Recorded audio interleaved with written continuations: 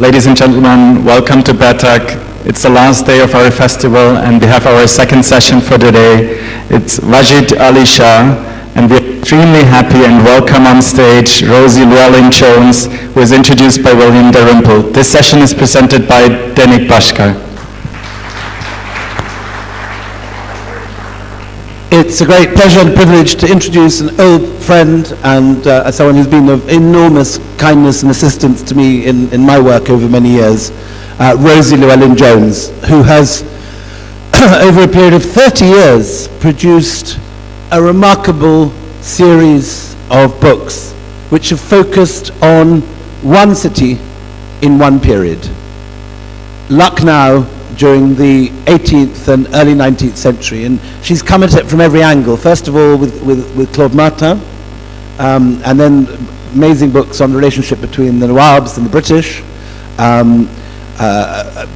little forays down paths of engaging scoundrels and 1857, and finally has produced, not finally I hope, but at this point has produced, more lately has produced an extraordinary book on the legendary Wajid Ali Shah, this extraordinary figure who, despite being a man of, what did Alexander McCall Smith call it, traditionally built, was also a great dancer, a voracious lover. His book of girlfriends, the, what's it called, not the Ishqnama, not the Dilnama, the Ishqnama in Windsor is sort of every boy's dream bedpost with just page after page of all the women he slept with a little poem about each one. But also an extraordinary important figure in music, in art. My very stuffy Princep Calcutta great uncles had the house and garden reach next door to that, into which Wajid Ali Shah took exile in 1856. And in William Princep's memoirs, there was a lot of huffing and puffing about all the immoral goings on over the garden wall. And I would give anything to have a stepladder and be able to peer into that garden. But the nearest we've got instead is Rosie Llewellyn Jones. So please, a big round of applause for this remarkable scholar.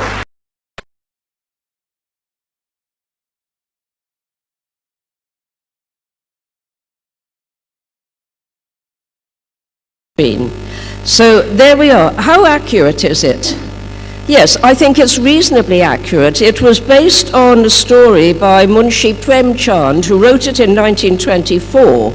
So it is just possible that people who had known Wajid Ali Shah towards the end of his life, living in Garden Reach in Calcutta, might have known Premchand, or Premchand may have spoken to these people, so there may be an oral memory there. But the film has taken on a life of its own. So I want to try and stretch the events. I want to look both at the Nawab's early life and what happened to him in later life. This book was quite a long time in the making, 4 years or so, and it was published in 2014 by Hearst Publishers because I wanted an English publisher. I'm probably, without boasting, better known in India than I am in Britain, so I deliberately wanted a British publisher. Then it was picked up by Random House here, and it's doing very well. I hope it is appreciated. And here's a picture of the man himself. As Willie said, he was traditionally built. I think we can use the word fat without fat shaming. And we know he was a very, very big man. And this was inherited because, in fact, his great-great-great-uncle, the Nawab Asaf-ud-Daulah, who moved the capital to Lucknow, was an enormous man. And there are written descriptions of him actually being too fat to get onto a horse. And also, at a very early age, Asaf-ud-Daulah lost all of his teeth. He's described as being a toothless young man, and this explains why the kebabs of Lucknow are so famous for being palatable, because he couldn't chew meat. So there you are, a little anecdote to put this in the picture. So this largeness is inherited. It passes down through some of the family. In fact, Wajid Ali Shah's great uncle, who went to London more or less for sightseeing, stood on weighing scales in Manchester, and he registered 23 stone, and he sort of stepped off it rather quickly, saying "Bapri bap." So bigness runs in the family. There is a handicap which Wajid Ali Shah and I share. We're both deaf. I'm really quite deaf, so if anyone wants to ask me questions at the end, I'd appreciate it if you kept them short, so if necessary, Willie can repeat them. But Wajid Ali Shah's deafness is not really that well known, and I think we have to give him credit for overcoming this handicap. And we know exactly when it was happened. As a young boy, he was tutored by Imdad Hussain Khan. And it is said that the young boy, the young prince, would sit at his lesson, sort of tapping his feet, almost as though there was kind of invisible rhythm or music going on in his head. And his tutor became so infuriated with this. One point he hit him across the head, and he hit him so hard that he actually went deaf in one ear, and it was permanent. And the British resident made a point of always reading things out, or saying them twice, or saying them clearly, because he knew the Nawab couldn't hear that well. Now, this is a horrible handicap for a musician and a singer and a dramatist and a producer. So I think, we do have to pay him respect for, despite this rather serious handicap, and the handicap of his size, which meant he was often out of breath, he is known as a brilliant director, and I think this is how we need to look at him. I'm going to explore this later on. So here we have a man who is big, he's deaf, he's also doomed. He is actually doomed even before he sits on the throne. And there are anxious letters going between Calcutta and the British residents of the time saying, it's not going to work. I fear the worst. This prince is ruined before he's actually started. He never had a chance. The British never gave him a chance. All right, I can see he might have been annoying to deal with, but as I say, he was doomed even before he started. It was a foregone conclusion that sooner or later he would be deposed. And I think, again, we have to acknowledge and respect him that in that very brief period when he was king, only 9 years, he transformed the face of Lucknow, both architecturally and culturally too. He is a remarkable man. He has divided opinion very sharply between British commentators, writers, critics, and the Indian perception of him. The British couldn't say anything bad enough about him. Indians find him a great romantic figure, which to some extent is true, but I wanted to see if there was any middle ground, and this was one of the reasons that I wrote my book, and I hope that this will be the start of much more research on him. Two scholars in London, and it's always interesting to see a photograph of these mythical, almost mythical characters. And I think if you look at this man, you can see his crown, so he's obviously royal. Look at the disappointment in his face. Look at the rings under his eyes. He is a disappointed man. And it was from this photograph that the watercolor I showed you before was painted, which is how I know the watercolor is post-1858. Now, here is a character who plays a more prominent part. This is Wajid Ali Shah's younger brother, Sikandar Hashmat, and he is the commander-in-chief of the Nawab's army. So by 1856, he's not commanding anything at all, because the British, on annexation, have disbanded the army. And again, what's interesting about this photograph, which also belongs to a descendant, is that it's what we call an embellished photograph.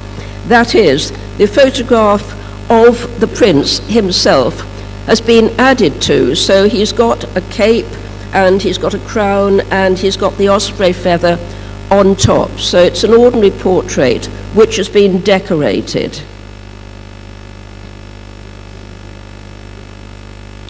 And here is an interesting photograph. It's a photograph of Wajid Ali Shah with one of his numerous wives. We think this is Dr. Mahal, who was the second official wife. You probably realize the difference between the Nikah and the Muta marriages. So she's sitting here, very demurely downcast. She's about 18 years old, and the little child is sitting on the king's lap. And I think you can see from this photograph that the king was indeed a fairly portly person. What we don't know is how tall he was. I'm assuming he was of reasonable height, and certainly two of his descendants that I know in Calcutta are very tall men indeed. And this photograph has an interesting history. The court photographer was called Ahmed Ali Khan, who might or might not have been a relative of the royal family. But in any case, he took a series of intimate domestic photographs of the king and his family. He lived in Lucknow, and during the uprising, when a lot of looting went on, Colonel Hunter Weston, there's a name to conjure with, went into the house of the photographer and he looted 2 large wooden boxes of glass negatives. He took them back to Ayrshire, and eventually he wrote his memoirs, My Time in India, hunting tigers and putting down princes and that kind of thing, and he published a few of the photographs. He had the glass plates developed. This is one of them. Now, you can imagine I have spent a very long time trying to find out what happened to the others. Can you imagine 2 whole boxes of negatives of Lucknow before 1856? I can't tell you what a treasure that would be. And I might actually talk to Willie about this and his Scottish connections, I think. But nevertheless, here we are, a picture of almost domestic bliss. And one thing you'll notice is that curious headdress that the Queen is wearing. And as far as I can tell, the women had their hair looped up in a sort of ponytail and covered with brocade and then looped back up again. And I think you can see it even more clearly in this watercolor, again fairly badly damaged. This is in Banarsi Bagh, the State Museum in Lucknow, and it shows the king reclining in the zanana with some of his ladies, and again that curious looped headdress. And one thing you do notice in the photograph, he had long ringlets, and this certainly comes over here. Now, as you can imagine, this didn't go down terribly well with the British, and this is what they said. This is how they described him. So, as I say, the poor man really never had a chance, and you get this great divide between the British, the residents, and the Governor-General, who thought that if you went around with musicians, eunuchs and fiddlers and dancers, as they called them, you were debauched, because they didn't understand what Wajid Ali Shah was doing. So this really leads to the great divide between a creative man, but his creativity is not being recognized. He was criticized, as it says here, for pushing aside business, but the fact is that the Nawabs, the rulers of Lucknow, had been emasculated many, many years ago. They had a minimal army, but it was mainly there for protection duties, bodyguards. It certainly wasn't there for fighting. It never presented any opposition at all to the British. It wasn't a danger. There was almost unlimited money coming in, and because the Nawabs couldn't rule, they were encouraged to do other things like building palaces, cultural entertainments, all kinds of things that we would perhaps regard as slightly frivolous. The development of cuisine, Nawabi cuisine, is famous. So even if the king had wanted to, he really was a fairly impotent ruler. He did invent a plan for collecting land revenue in a more efficient manner, And it was brushed aside by the British government, who said, no, no, no, you know, we'll take over the country, we'll do it properly. He didn't stand a chance. So he indulged himself in pleasure. Why not? He is supposed to have married about 372 wives, and that's more than one for every day of the year. And this is possibly the most interesting. This is from the Ishqnama, the illustrated manuscript that Willie mentioned. It's in Windsor Castle, and we know exactly how it got there because it was looted from the Kaiserbagh Palace, the home of the king, in March 1858, and it was presented to Sir John Lawrence, who'd been governor in the Punjab, and Lawrence had it rebound in Calcutta and presented it to Queen Victoria. And it's been at Windsor Castle ever since. There is nothing erotic in it, even though it's called the Ishqnama, which is something like a chronicle of passion or a chronicle of love. And it is the king's youthful autobiography, and he talks about how he falls in love and all kinds of things. But for me, one of the most interesting passages comes at the beginning, when he says that he was, perhaps seduced is too strong a word, he was molested by a female servant when he was 8 years old. It was a servant, a middle-aged servant, who came into his bed and fondled him. And that happened again. For 2 years, he said he was frightened to report it to anyone because he thought he'd get into trouble, and the woman's servant threatened that he would get into trouble too. So she was eventually dismissed, and when he was 12 years old, the same thing happened again with another female servant. This time he was slightly older, he was not so frightened, but I think his perpetual quest for love and affection stems from this early childhood sexual abuse. Anyway, this is Pegram Hazrat Mahal. She's one of India's most prominent freedom fighters of 1857, and this is the only and first authentic portrait we have of her. And I'm quite surprised it had not been picked up before I actually started to look at the Ishqnama. There are a whole succession of women who pass through the courtyards of Kaiserbagh, and it's rather like an audition, if you like, and possibly the casting couch lies only a few rooms behind. So Wajid Ali Shah sits there, and the women come through a curtained doorway in the wall, and they parade in front of him, and they're all wearing the same clothes. They're wearing a dupatta and these rather ridiculous shoes called garara, which curl up at the toe, very Nawabi. And I just wanted to read you a short description of this because I think it's fairly significant. It also talks about his other wives. So, turning the pages of the Ishqnama, it soon becomes obvious that Wajid Ali Shah had a soft spot for dark-skinned brides. Josephine Mahal, who he married in 1843, is clearly of African origin, with her short, curly black hair and un-Indian features. She appears in 4 paintings, one of which shows her with a group of people seeking permission to make the pilgrimage to Mecca. Another African bride who he married in 1845 was named Ajib Khanum, which translates a strange woman, possibly from her foreign appearance. But most intriguingly of all, a recent examination of the old land-holding records in Awadh by an Indian scholar has shown that Begum Hazrat Mahal's father was a slave called Amba, and this is a name which is given almost exclusively to black African men, coming mainly as slaves to India. And Amba, her father was owned by one Ghulam Hussain Ali Khan. Her mother was called Maha Afza, and she was Umba's mistress, not his wife. There's no doubt that Wajid Ali Shah for a short time was completely besotted by Hazrat Mahal, writing her many poems. She appears only once in the Ishqnama. This is folio 155. It's the only portrait known of her at present.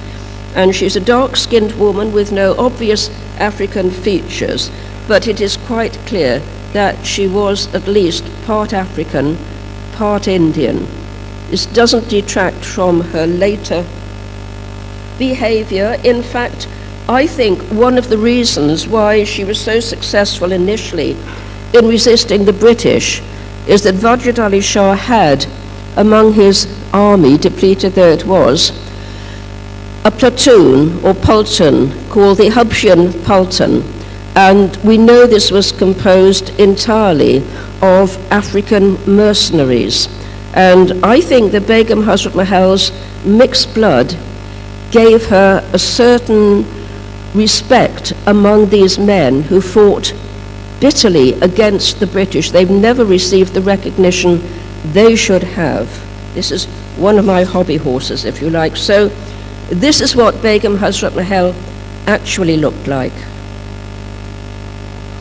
This is a marvelous painting. It belongs to somebody in the audience, and I'm extraordinarily grateful that they very kindly let me reproduce it in my book. It's the Kaisabag. It's the last palace built by Wajid Ali Shah. Built within 4 years, occupied only for another 4, because he only lived to enjoy the palace for 4 years. It was annexed along with the whole of Lucknow in 1856. But for the moment, we can enjoy this as it was. It was a scene of all kinds of musical events. And Wajid Ali Shah was an extraordinarily gifted dramatist, among other things. One of his first productions was Lord Krishna and Radha. He was telling the story of these two Hindu lovers, and to some extent, he identified himself with Lord Krishna. He even used the name Kanhaya at times, which is an epithet of Lord Krishna. And I think it's fairly easy to see why, because Krishna, the great lover, you know, things with milkmaids, Radha, and that kind of thing. And you can visualize Wajid Ali Shah sort of standing there, wobbling a little bit with the flute. So that was one of his first performances. He also wrote a series of masnavis, which are rhyming poems based on the theme of love, the river of love, the ocean of love, that kind of thing. And he dramatized them. But instead of a one-off event, you know, you crowd along to see it, they lasted for well over a month, because one scene would be played one evening in one place, here for example, in the heart of Kaisabag, and the next evening it would be at a slightly different venue. And it went on for a very long time. There were occasional intermissions when you had an evening off. But you can see why the whole thing cost 12 lakhs of rupees to put on. It had a cast of literally thousands. There were dancing girls who were called the fairies, and they had embroidered wings. And there were soldiers, and there were jugglers, and there were acrobats, and there were bands, and there was food, and it was a marvelous entertainment. This is, as far as I can tell, the only visual representation we've got of it. Parts of Kaisabag are still standing, so the gate that you see at the front and at the back are still there, and some of the walls, and certainly the Baradari, the square building in the middle. But I want you to look very, very briefly at the little bridge on the left-hand side. You can see it's slightly arching over a small canal, and on the right-hand side there's a rather odd creation with a number of towers and a little land bridge in the middle. And here it is. In reality, it was called the Lanka because it is, as you see, a bridge. And this was obviously taken after 1858. We don't have any pre-annexation photographs of this. And it's interesting because it's a fairly rough photograph. It's a glass negative. It's rough around the edges. And in the front, in the foreground, there is a man who's doing something with a sheep.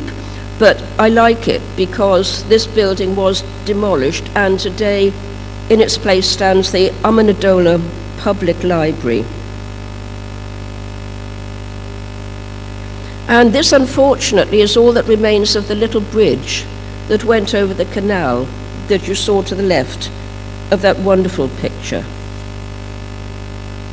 Now here is the man himself in full prime. This is a copy of a painting, we think, by George Duncan Beechey. He was the court artist. And this copy, it's a good copy, it's in the Zainabad Picture Gallery. Many people have asked, and I've also asked, why is the left breast exposed? And nobody can really come up with a convincing answer. The best we've got so far is that this was an expression of the king's poetic love, his sensitivity towards culture. In a way, a man who was sort of baring his breast to show deep, deep emotion. And it happens in nearly all of his paintings. A very early painting, when he'd just come to the throne, it's there, and as I shall show you at the end, in his last portrait. So it's a passionate man in all his finery. And here's what he looked like in reality. As I said, it's always interesting to contrast the photograph with the myth. And I love this because, again, he's in all his finery, and he's puffing himself up, so he looks rather like a pouter pigeon. You know, the bigger you appear, the more scared your enemies are of you. But this is perhaps more interesting. This shows the spring festival of Basant, which took place and was celebrated in great style on the river Gumti, which runs through Lucknow. And this is one of the reasons why Wajid Ali Shah is still fondly remembered. He was an orthodox Shia, there's no doubt about that. But he also reached out towards the Hindu community, and he reached out by participating in their festivals, by putting on plays like Lord Krishna and Radha, by dressing in Hindu costume. And he was a great syncretist, and again, this is something for which I think he is not given sufficient credit. So here we are, it's a scene on the river. Everyone has been ordered to dress in yellow, so they have, and even the elephants are covered in little yellow cloths. The only incongruous figure is on the top deck, and it is an Englishman in a red coat. And this is the dreaded Sir William Sleeman, who was to become the Nawab's nemesis. Sleeman has been invited along, as the British residents were invited to most of these events. And he's sitting here with his wife and his sister-in-law. And in fact, this portrait was identified by descendants of William Sleeman, who I met. And when I say that Sleeman was the Nawab's nemesis, Sleeman was the resident, and he had been ordered to gather information for which the British could use as really an excuse for annexation, and he did. He did a tour through Awadh in the winter of 1850, and he relayed all kinds of scurrilous information. Sleeman himself is a very interesting character. There's no doubt that he was fairly paranoid, and unfortunately, shortly after he arrived in Lucknow, he broke his thigh. He fell off his horse, he broke his thigh, and he was prescribed opium or opiates for the pain, and you know what that can do to your mind. So there's no doubt that whatever he said about Lucknow was highly colored by his own impressions and his own pain and fantasies. He was dead before annexation took place, and in fact he was not in favor of annexation. What he wanted to do was to set up a council with himself at the head and various other members of the royal family there, including Sikandar Hashmat, the younger brother, because he thought Sikandar Hashmat would be a better ruler. This didn't happen, but it's interesting, this is one of the few occasions in which Sleeman and Wajid Ali Shah are sitting side by side, and they're not arguing.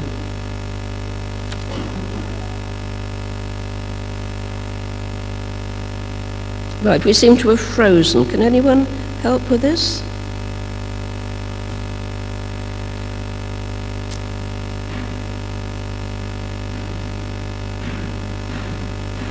I just want to move to the next slide. Okay, and I can use this. Okay, that's fine. I don't want to dwell too much on the awful events of 1857. I'm sure many of you will be familiar with the siege of the Residency, the 4-month period during the winter of 57-58, when the townspeople of Lucknow did all they could to barricade the city. They knew the British were coming back, and the British did come back. And it took them 2 weeks to fight their way into the heart of the city again. There was wide-scale looting. There was obviously hanging too. We have awful pictures of gallows set up in Kaisabag, the Garden of Pleasure. And a lot of Lucknow was destroyed, and that was deliberately so. It was almost as though the British were venting their fury on the buildings that had housed the rebels as they saw it, as though mere structures of stone and brick and plaster could harbour mutiny itself. And this is why we really don't have that much of the Kaisabag left. It's very sad. When you wander around, you can see at the footing of new buildings, the old bricks, you know something was there. Wajid Ali Shah's mother was not going to take annexation lying down. She was a very strong-minded woman, and she said, I will go and see Queen Victoria. She's also a mother. She will help restore the kingdom. In fact, she said, my kingdom, which says something about how she thought about it. So she goes to England with Sikandar Hashmat, her younger son, and her grandson, Prince Hamid Ali, the heir. And she is unsuccessful. She does get to meet Queen Victoria, but it is only a polite meeting. There's no chance she's going to get the kingdom back, because Queen Victoria, of course, doesn't have the power to restore the kingdom. She does attend a few entertainments while she's there. She goes to see a pantomime at Drury Lane, Robin Hood, or Babes in the Wood. And because she's in Purdah, of course, there has to be a curtain in front of her. This was a great curiosity for the audience at the pantomime. And the royal family did try and keep themselves in the public's eye. We are still not sure why Wajid Ali Shah didn't go, but we think it was because he feared he might be unsuccessful and would therefore lose face when he returned to India. Also, his Prime Minister, Ali Naqi Khan, had been held back by the British. He relied very heavily on him. So we think this is why his mother took off in a bit of a temper, I must say. And very sadly, she died in Paris. She's buried in Père Lachaise Cemetery in a large tomb. There's no inscription at all. There's a little notice in French which claims that Wajid Ali Shah was actually killed during the mutiny. And in a way, that's been his fate, because people didn't realize he had a considerable afterlife. 30 years he's lived in Calcutta. This is an interesting photograph, again from Windsor, and it shows Sikandar Hashmat, the younger brother, and the heir, Prince Hamid Ali, at the Manchester exhibition of art treasures. We think the top-hatted man in the centre was the director, but it's a curious little photograph. Unfortunately, the Queen Mother wasn't the only person to die on that ill-fated mission in Europe, because only a month after her death, after she'd been buried with some ceremony in Paris, Sikandar Hashmat died too. We have a copy of his death certificate, and it says that he died from water on the lungs, or pleurisy. It's a very vague term. So I think we have to assume it was pneumonia, and he may well have caught it when he was standing on a bitter January day at his mother's funeral in Père Lachaise Cemetery. It's a very sad story. Also, one of his wives was delivered of a little girl who died when she was only 18 months old, and she's buried in the old Paddington Cemetery in London. So there are traces in Europe of this ill-fated mission. This is Fort William. It's obviously difficult to get a contemporary photograph of it today for security reasons, so this is one of the gateways. And the reason it's here is that during the events of 1857, the British were very worried about Wajid Ali Shah because one of the reasons for the uprising was the fact that he had been deposed. Many of the men in the Bengal army, which mutinied, actually came from Awadh. And they said, what has our king done? He's always done whatever the British asked him to do. He's given them a lot of money. Why has he been deposed? So, in a way, he was the focus of the revolt. Though, interestingly enough, he is found to be supporting the British. Once he's been imprisoned in Fort William for his own good, as the Governor-General says, he starts writing, saying, look, if you let me out, I can actually, raise an army and we'll fight the mutineers. And this is absolute heresy for many people who actually see him as a figurehead, albeit an absent one, of the great uprising. What he thought in private, we don't know, but certainly he's on record as supporting the British, not really seeming to resent the fact that he's in Fort William for 2.5 years for his own good. All right, he's fairly well looked after. He gets food coming in from Garden Reach, his home in Calcutta, where he's settled. His family are bringing him food. He's seen every day by a doctor, because if anything happened to him, you can imagine how inflamed people would have become. So he's very, very carefully looked after. And he's complaining all the time of dyspepsia and indigestion, a headache, neck ache. He says, I'm really missing the women in my harem, and if you let me out, I will fight for you. A little known episode. So eventually they do let him out, and the reason they let him out is a real fudge, just like the reason for putting him in was a fudge. They say, well, Begum Hazrat Mahal, your ex-wife, has now disappeared to Nepal, so we think it's safe to let you out. And then he goes absolutely mad and calls her a disgusting woman, nothing at all to do with me, a harlot, and all kinds of frightful things. He is really bad-mouthing her. And he's not very complimentary about their son, Burgess Khadr, either, who was actually crowned temporary king in Lucknow when Begum Hazrat Mahal was in charge. So he is very divorced from his family, and this is a pattern that actually continues for the rest of his life. This is the Sultan Khana, or it was the Sultan Khana. It's now the head of the director of the railways in West Bengal. I haven't been inside, but it's reputed to be rather grand, and this is the only vestige of what is left of a huge complex at Garden Reach. Once the king came out of prison, he decided to accept a very generous pension of 12 lakhs a year, which the British had allocated to him, and the British were quite blatant about this. They said, we think it's only fair that if we actually take kingdoms, we ought to pay the kings. And it wasn't just with Awadh that this happened, it happened with others too. The family of Tipu Sultan, the Mysore princes, did very well indeed for themselves. And so in fact did the Nawab of Surat. So it wasn't uncommon, it was just the size of the pension which caused people's eyebrows to flutter. And so it meant, of course, that the king had a huge amount of money. He bought up adjoining villas. This was not built by him.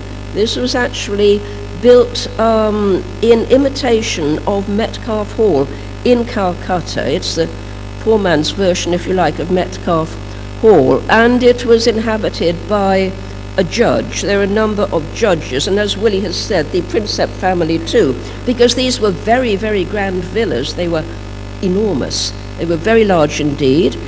And when it was realized that Wajid Ali Shah was not going to go back to Lucknow after he was released from prison, a huge number of people came from Lucknow. Lucknow started to depopulate. Its population went down considerably because there was no work for people there. People who had been courtiers, people who had done fairly humble jobs like looking after the royal stables and the galleries and the cooks and that kind of thing. There was nothing for them left in Lucknow, so they came to Calcutta, and around Garden Reach, which is now a really dismal area, was set up what one writer described as a mimic kingdom. He said, it's a kingdom in miniature. It's got everything you need. It's got big walls around it. It's got palaces. It's got gardens. It's got fountains. And, you know, the courtiers come along and they pay obeisance to the king, just as if he was still king. And in fact, one of the provisions of his pension was that he would be allowed to retain the title of king, but it would not pass on to his heirs. So his heirs are known now today as a prince or mirza, but they can't call themselves king.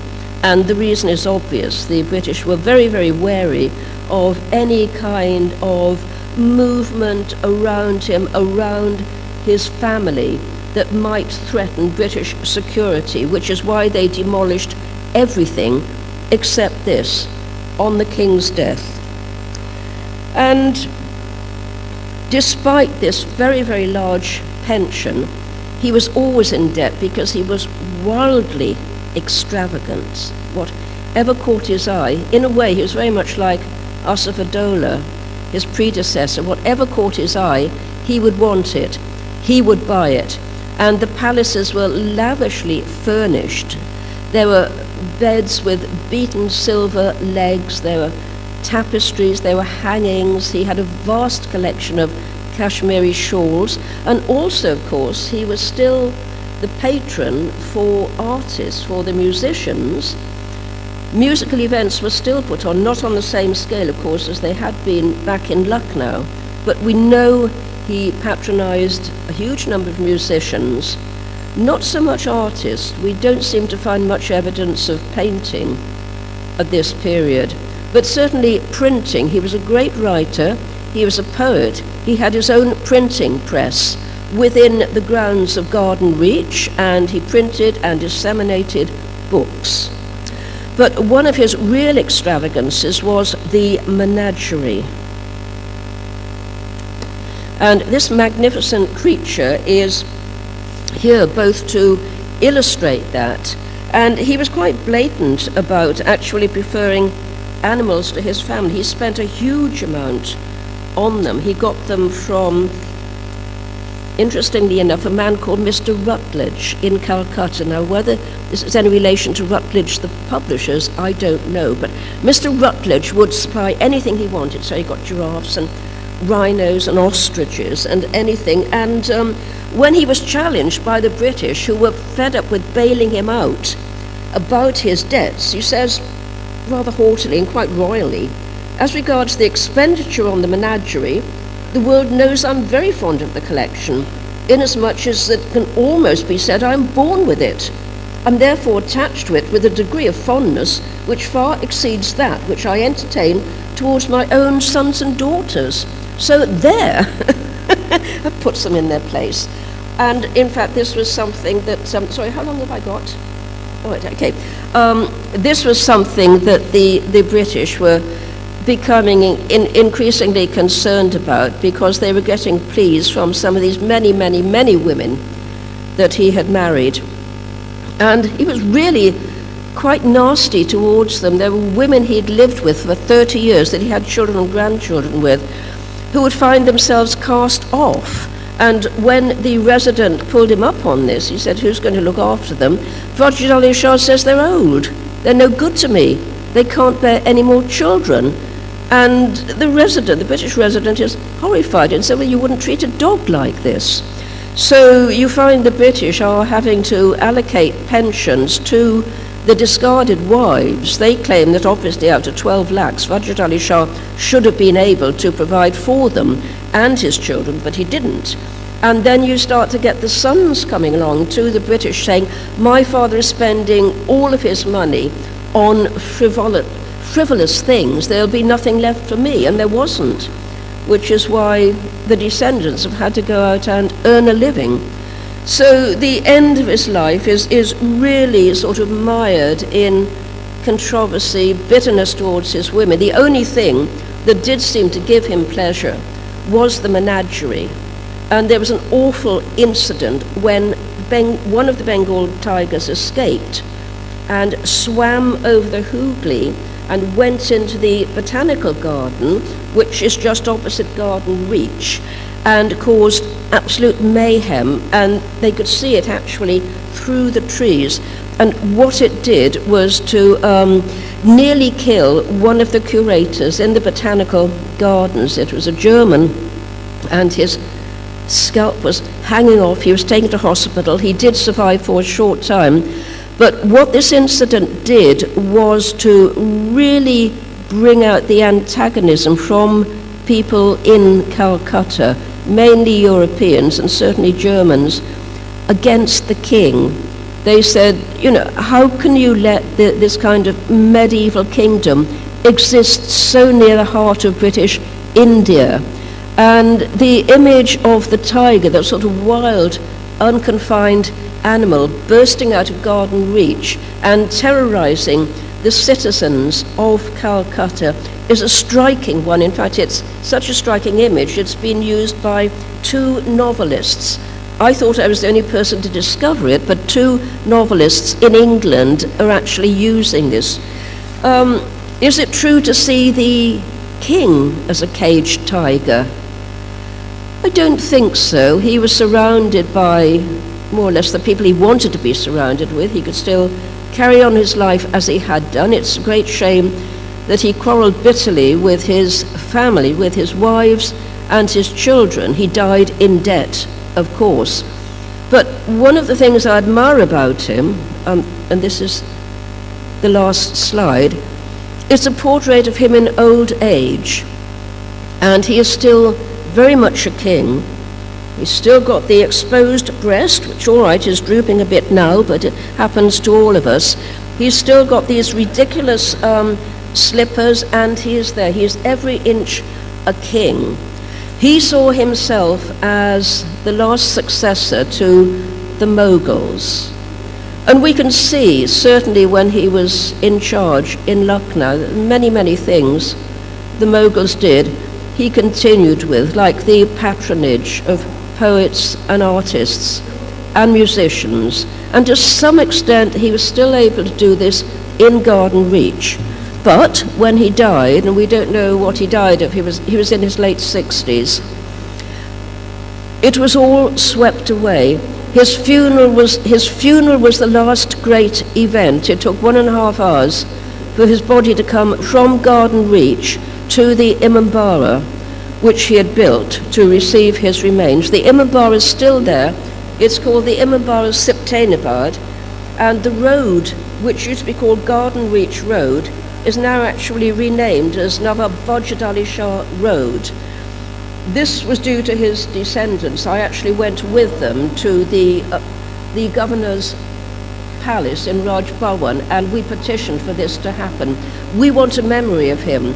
But to me it's quite shameful that there is no road named after him in Lucknow. There's very little memory of him in Lucknow, and if my book has done anything to bring him to prominence, then I consider that a job well done. He was a remarkable man.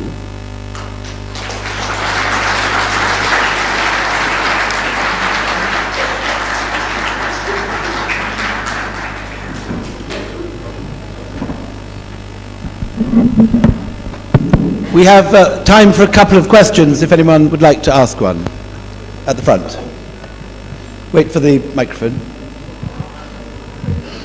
Good morning, ma'am. I am a grade 12th humanities student. I am also pursuing history. I have done my project on the revolt of 1857, and your book, I am indebted to use your book as a source of my project. So firstly, a great thanks for that. And secondly, I want to know that what inspired you to write a book on a forgotten hero of India's history? You would regard him as a hero, yes? I would. Right, I would. okay. Despite all I've said about him supporting the British and trying to plea bargain his way out of prison. In a sense, because he actually emphasized on things which other rulers didn't, because he emphasized on the architecture, he emphasized the way the Nawabi fashion came into Lucknow. Yes. And he's the most glamorous ruler of Lucknow we remember. That is why I refer to him as hero. Well done, I'm with you. Yes, yes. No, I absolutely agree with you, and I think what inspired me was the realization that there was an afterlife after Lucknow. As I said, the French firmly believe he was killed in 1857. They're wrong, of course, but I think that started me off thinking, well, what did he do for the rest of his life? What happened when he left Lucknow? And so I started research really from the end of his life to the beginning. I think he's an inspiring person. What I found was that there was no biography in English or written by an English person, if you like. There was nothing at all. Sorry, why don't you sit down? There are a number of very, very derogatory statements by him. So, you know, he occurs in every book about the mutiny, as the British calls it, but then he seems to vanish from the scene. So I thought he does deserve to be better known. You know, this is one of the reasons I had the book published first in England. I want people to know about him. And did I find him an inspiring character? Yes, I think to some extent I did. I think I certainly did. And I'm glad that the book has been well received in Lucknow, and we're working on getting a road named after him. I'm going there next week to see what we can do. Thank you so much. You have to keep fighting. I think one of the nice things that 1857 showed was that the British had, for 30 or 40 years after this period with Captain Mordaunt's cockfight, when everyone's getting on very well, but for 30, 40 years, from about 1830 up to about 1857, the British were describing the Lucknowis as effeminate, as degenerate, and the fiercest resistance they ever met was in this town. They fought harder and more tenaciously than anywhere else in India. Yes, it's true. I mean, sort of one thing Wajid Ali Shah certainly wasn't was effeminate. He was also a teetotaler. He never drank alcohol, which surprises some people. He was, as I say, corpulent from an early age, but he was a teetotaler. Shuja Oudh was one of the strongest and most handsome men. Lord de Lauriston writes in his memoir that he'd never met a more handsome man than Shuja Oudh, but the looks got slightly lost in the subsequent generations. Yes, they did. I mean, if you think back to that first picture of him, which is actually a little ivory miniature, which was identified only a few years ago. It's in the Hermitage in Russia, and it was simply called Portrait of an Unidentified Indian, but we knew who it was. You know, this is one of his best portraits. He was a handsome man. He was a very striking person. I have in London a portrait of him as a miniature on ivory of him as a young man, which I'll show you. That's lovely. And with those sort of sweeping ringlets, too. Very handsome figure. One last question. Hand here.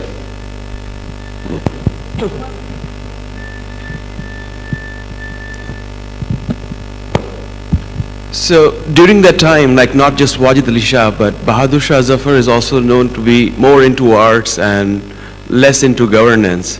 So it was not just one person, but there were more and more rulers who were less into governance and more into arts and other things. So can you tell us like what caused that drift from governing the country and leaving it all to the British and like focusing on enjoying their life and arts and things like that? Sorry, can you just repeat the gist So of the question? the question is, who are you addressing this question to? Yeah, I mean, whoever can answer, either of you. The question is that the same time as Wajid Ali Shah is neglecting business, but putting all his energies into the arts, a similar thing is going on in Delhi with Bahadur Shah Zafar. Yes, well, I think... Why he says... He's asking Yes, why. the reason is the same, that in a way Bahadur Shah Zafar was confined only to the Red Fort. That was the extent of his kingdom. At least Wajid Ali Shah did have the whole of Lucknow, in fact the whole of Awadh, as his kingdom up to 1856. But in both cases I would argue that they were emasculated by the East India Company, and therefore in order to do anything at all, they turned their interests and they turned their money towards the arts. Had that not been the case, then we may not have seen the flowering of arts that we did in Awadh and in other places too. So I suppose you could say in a way the British were doing Indian arts a favour, but an awful way to do it. The interesting thing about Zafar is he uses his patronage of the arts as a means of resistance. If you go to Meruli, to Zafar Mahal, the last great structure built by the Mughals before 1857, his grandfather and father had adopted semi-classical styles of the sort that you see in Lucknow, sort of Mughal Baroque. But Zafar very consciously goes back to Shah Jahani architecture. He said, I'm not going to have any of this foreign nonsense. And he is enormously proud in his poems and in his patronage of the culture of his ancestors. He's always trying to get Ghalib to do a dynastic history.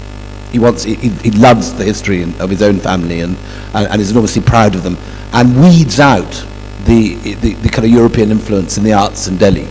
And so he's incapable. The power is already gone by the time that Zafar comes to the throne in 1837. But he has 20 years when he can assert his cultural dominance, and he does it by trying to go back to pure, as he sees it, the pure Mughal roots, and to exclude, just to ignore the British.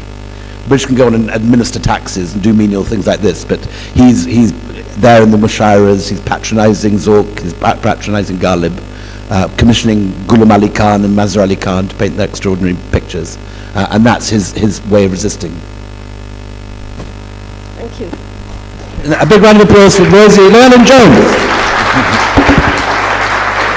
Thank you very much, Rosie Llewellyn Jones, introduced by William Dalrymple. The session, Wajid Ali Shah, was presented by Denik Bhaskar. Rosie will be available for book